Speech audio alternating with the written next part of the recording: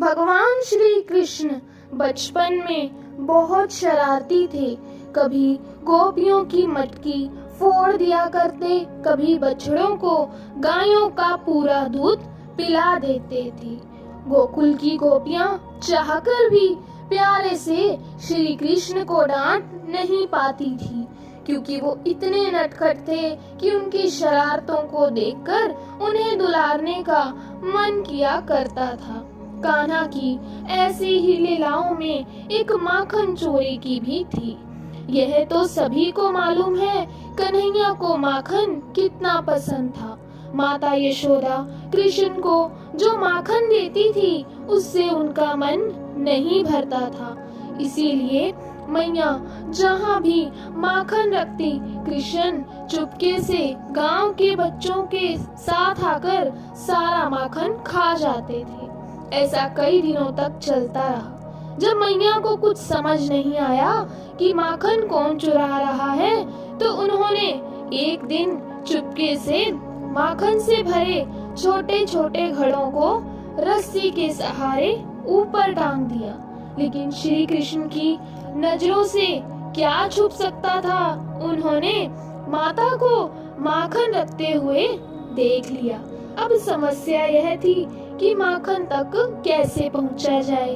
काफी सोचने के बाद उन्होंने सभी दोस्तों को इकट्ठा किया और बोले कि सभी एक घेरा बनाओ और उसके ऊपर चढ़कर माखन निकाला जाएगा।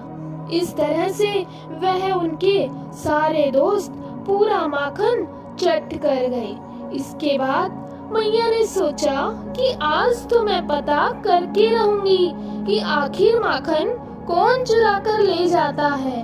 माखन को मटकी में रखकर ऊपर टांग दिया और छुपकर देखने लगी। कुछ ही देर में कान्हा अपने दोस्तों के साथ वहां पहुँचे।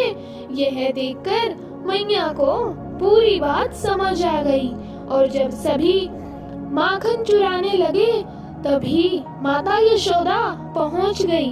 माता को देखते ही सभी बच्चे भाग गए, लेकिन श्री कृष्ण मटकी की रस्सी पकड़कर झूल रहे थे।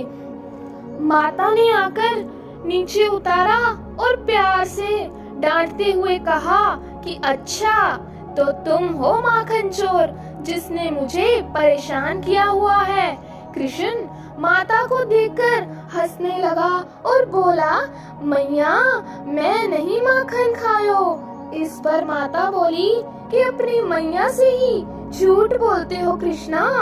कन्हैया की भोली सी सूरत देखकर और प्यारी सी बात सुनकर माता ने श्री कृष्ण को अपने गले लगा लिया और बोलने लगी कि मेरा प्यारा नटखट माखन चोर।